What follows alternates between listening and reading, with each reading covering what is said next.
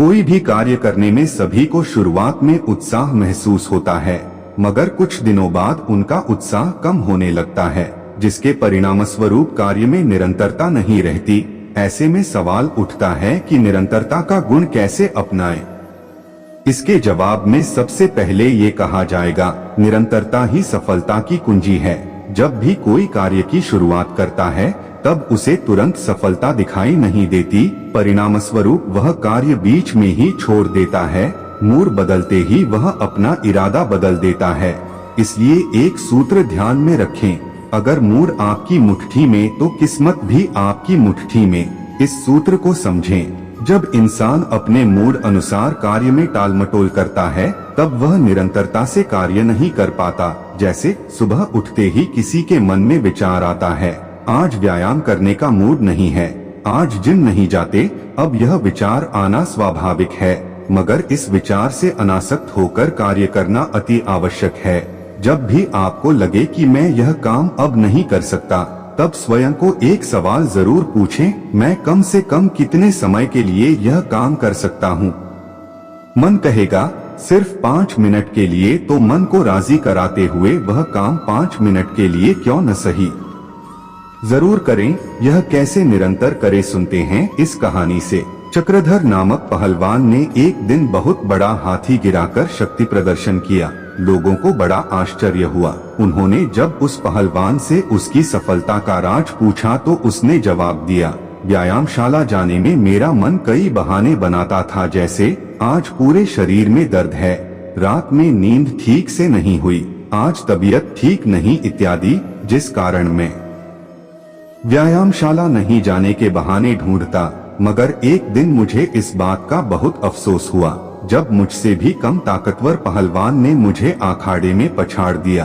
तब मैंने अपने मन से पूछा, तुम हर दिन व्यायाम करने में आनाकानी करते हो, ठीक है, मगर यह बताओ कि अब तुम कम से कम कितना वजन उठा सकते हो और कितने समय के लिए व्यायाम कर सकते हो? मन कहता था सिर्फ 5 किलो, और वह भी केवल 10 मिनट के लिए। तब मैंने स्वयं से कहा, ठीक है, अब इतना वजन मुझे रोज उठाना है और बार बार उठाना है, वह भी सिर्फ 10 मिनटों के लिए। इस तरह मैं निरंतरता से वजन उठाने लगा और हर एक हफ्ते के बाद 1 किलो से वजन बढ़ाने लगा।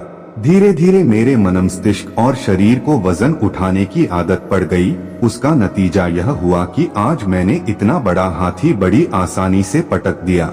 हालांकि यह आपको बड़ा या भारी लग रहा है, मगर मेरे लिए तो यह साधारण है। इस उदाहरण से समझें कि निरंतरता से उठाए गए छोटे छोटे कदम इंसान को सफलता के शिखर पर ले जाते हैं। आप शिखर पर पहुंचने की गड़बड़ न करें, बल्कि आज आप कौन सा कदम उठा सकते हैं यह सोचें और उस पर अमल करें। मूड को अपनी मुट्ठी में रखें।